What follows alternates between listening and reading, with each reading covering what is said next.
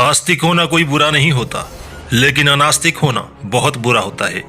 अक्सर पढ़े लिखे लोग भी ये पूछते हैं कि इस ब्रह्मांड को किसने बनाया, धरती पे जीवन कहां से आया। असल में तो वे अपनी अनपढ़ता का सबूत देते हैं। जो सचमुच जिज्ञासु है, जो जानने की इच्छा रखते हैं, वे सवालों के जवाब तलाश करते हैं। लेकिन कुछ प्राणी ऐसे होते हैं जिन्हें जानना ही नहीं होता। उन्हें किसी न किसी बहाने सिर्फ अपनी धार्मिक कहानियों को ही सही साबित करना होता है। ऐसे प्राणी विज्ञान की बनाई हर वस्तु का इस्तेमाल करते हैं। वे विज्ञान के बिना जी नहीं सकते, लेकिन हमेशा विज्ञान के विरोधी बने रहते हैं, क्योंकि विज्ञान इनकी धार्मिक कहानियों को गलत साबित करता है। इन्हें कितने भी लॉजिक फैक्ट प्रमाण देते रहो, ये सब नकारते रहेंगे। इनके लिए इनकी धार्मिक किताबें ही अंतिम सच होती है, बाकी सब झूठ होता है। इनके पास खुद की कोई बुद्धि नहीं होती, खुद की कोई सोच समझ नहीं होती। इन्हें जो कंटेंट धार्मिक वेबसाइट, न्यूज पोर्टल और सोशल मीडिया ग्रुप्स में मिलता है, ये उसी ज्ञान के आधार पर चिल्लम मचाते हैं। विज्ञान कोई काल्पनिक अलौकिक शक्ति जैसा नहीं है। किसी भी विषय के विशिष्ट ज्ञान को विज्ञान कहा जाता है। विज्ञान मान्यताओं पे नहीं चलता है और ना ही फालतू के दावे करता है। किसी विषय पे हजारों वैज्ञानिक दशकों तक रिसर्च करते हैं, फैक्ट हासिल करते हैं, फिर कोई थ्योरी या लॉ बनता है।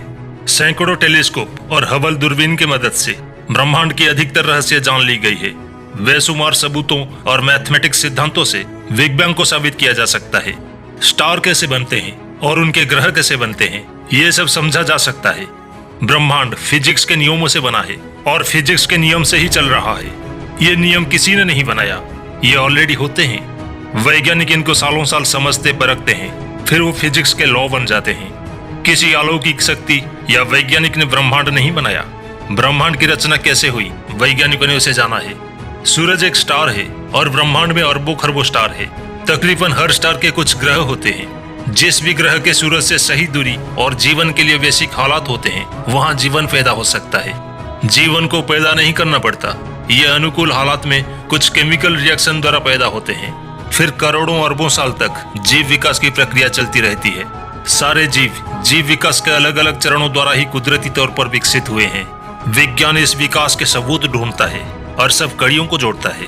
इस संसार में कुछ भी ऐसा नहीं बना है किसी ने कहा हो जा और हो गया, ऐसा नहीं होता है। एक एक एटम्स को बनने में बहुत समय लगा है और उन एटम्स से सब कुछ बनने में अरबों वर्षों का समय लगा है। ये विज्ञान ही है जिसके जरिए हम सब जान पाए, जिसने सबूतों के साथ बताया है कि इस धरती पर हमसे पहले भी कोई था, जिनका ईश्वर की किसी भी किताबों में इनका कोई जिक्र नहीं। विज्ञान एक माध्यम है, कोई एक व्यक्ति, कोई अलौकिक शक्ति नहीं है जिसकी तुलना आप अपनी किताबों से करते फिरो। ये तो आज का विज्ञान है जो हमेशा बदलता रहेगा। विज्ञान पढ़ने से अगर आपकी किताबें शक के दायरे में आती है, तो ये कसूर विज्ञान का नहीं, ये मकसद भी विज्ञान का नहीं। विज्ञान और नास्तिकता को शैतान की तरह प्रेजेंट करने से आपकी इलॉजिकल किताबें सही साबित नहीं हो जाएगी। किसी वक्त ज्ञान के अभाव में उपजी मान्यताओं को आज के समय हवा देना, उससे अंतिम ज्ञान मानकर बैठ जाना केवल और केवल अंधविश्वास है। अंधविश्वासी मत बनिए। सदियों पुरानी मान्यताओं से निकल के देखिए, एक नई दुनिया आपकी इंतजार कर रही है। अगर आप मेरी बातों से सहमत हैं, तो वीडियो को ज्यादा से ज्यादा लोगों तक पहुंचाएं।